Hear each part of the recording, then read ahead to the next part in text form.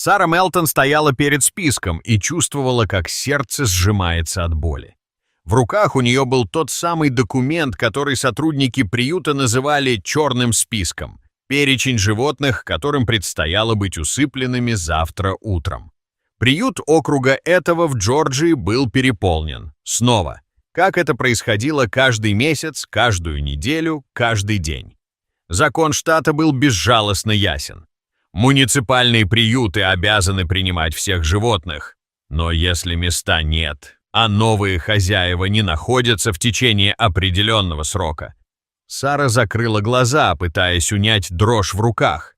20 лет работы в приюте, и она до сих пор не могла привыкнуть к этой части своих обязанностей. Особенно, когда речь шла о здоровых, дружелюбных животных, единственная вина которых состояла в том, что их никто не хотел. «Сара», — тихо позвал ее коллега Майкл, подходя с планшетом в руках. «Я проверил последний раз. Кала и Кира, их время истекает завтра в 10 утра». Она подняла глаза на молодого волонтера. Майкл работал здесь всего полгода, но уже успел привязаться к каждому четвероногому подопечному, особенно к Кале и Кире, двум неразлучным подругам, которые попали в приют месяц назад. «Я знаю», — хрипло ответила Сара. «Я видела список. Но они же здоровые, дружелюбные. Кира так хорошо ладит с детьми, а Кала, она же просто ангел». Сара болезненно усмехнулась. «Если бы все было так просто, если бы достаточно было быть хорошей собакой, чтобы найти дом...» «Майкл, ты же знаешь, как это работает. У нас нет места. Вчера привезли еще 7 собак. 2 сбитые машиной, 5 конфискованных у нерадивых хозяев. Завтра привезут еще. Мы не можем содержать всех бесконечно». Молодой человек опустил голову. Он знал статистику так же хорошо, как и Сара.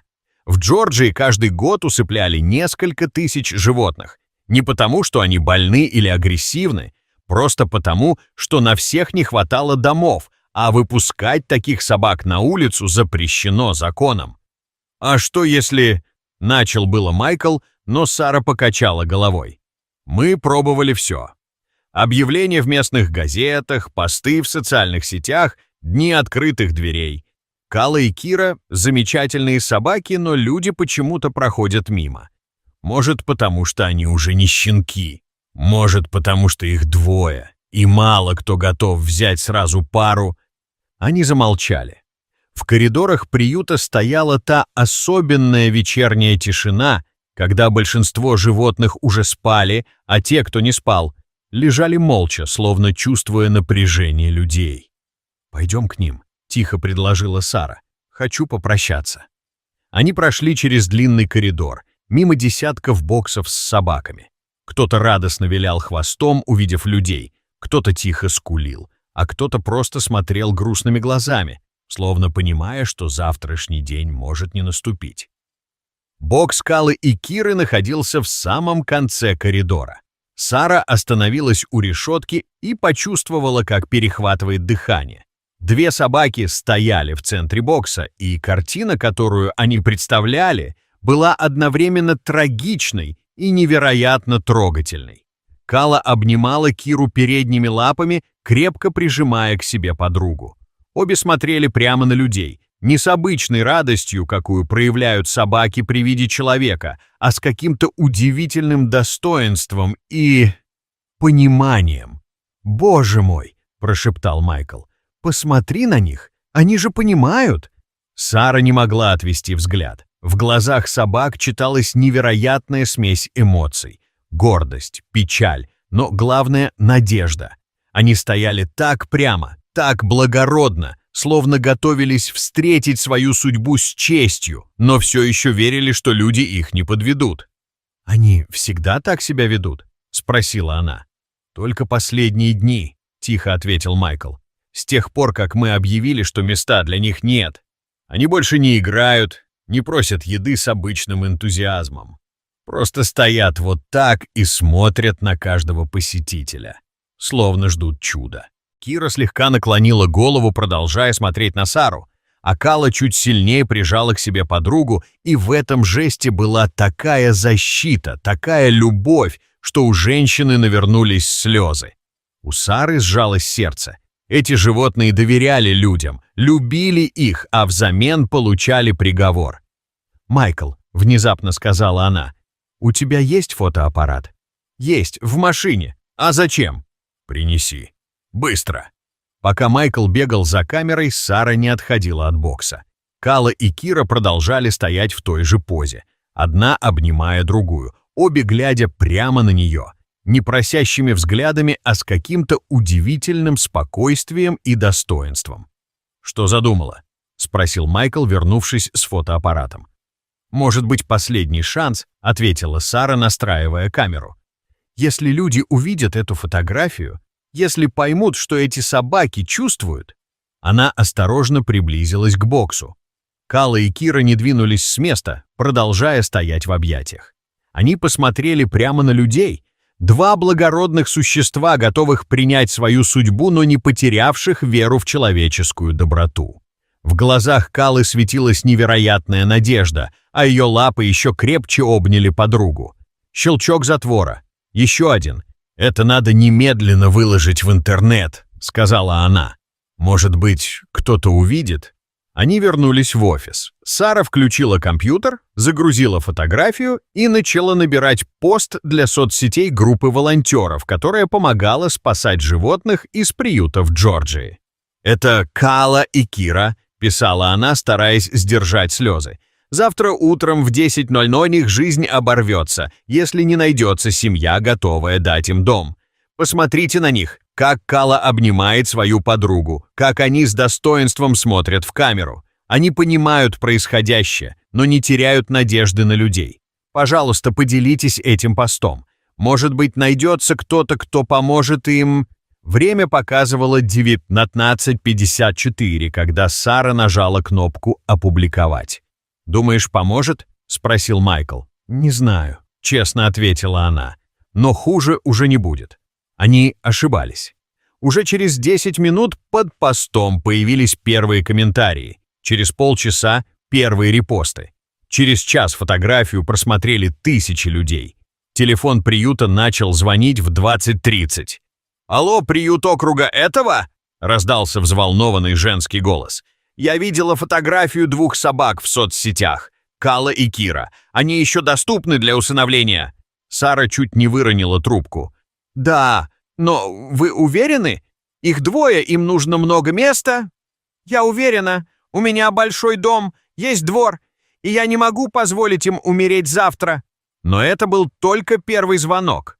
Телефон не умолкал. Звонили из Атланты, из других штатов, даже из Канады. Люди плакали в трубку, умоляли спасти собак, предлагали любые деньги. «Сара!» — кричал Майкл, отвечая на второй телефон. «Здесь какая-то женщина из Техаса. Говорит, что вылетит завтра утром самолетом». К 22:00 на приют вышли местные новости. Фотография Калы и Киры облетела всю страну. В 22:06 позвонила Пэм Крейн из Атланты. «Я хочу забрать их обеих», — сказала она дрожащим голосом. «Прямо сейчас! Я уже в машине, еду к вам!» «Сейчас? Но уже поздно. Пожалуйста, я не могу ждать до утра, не могу знать, что они там одни и напуганы. У меня есть все необходимые документы, я проходила проверку в других приютах». Сара посмотрела на Майкла. Тот кивнул. «Хорошо, мы вас подождем». Пэм Крейн приехала в 23:15. Невысокая женщина средних лет, с добрыми глазами и решительным выражением лица. Оказалось, она давно работала волонтером в приютах. У нее дома уже жили 3 спасенные собаки. «Где они?» — первым делом спросила она. Сара провела ее в дальний коридор. Кала и Кира лежали в той же позе, крепко обнявшись. Но теперь они не спали.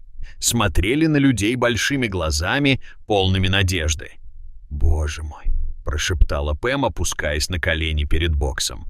«Девочки мои!» Когда дверь бокса открылась, собаки не выскочили радостно наружу. Они осторожно подошли к Пэм, обнюхали, а потом Кира легла и положила голову на колени женщины. А Кала села рядом и тихонько заскулила.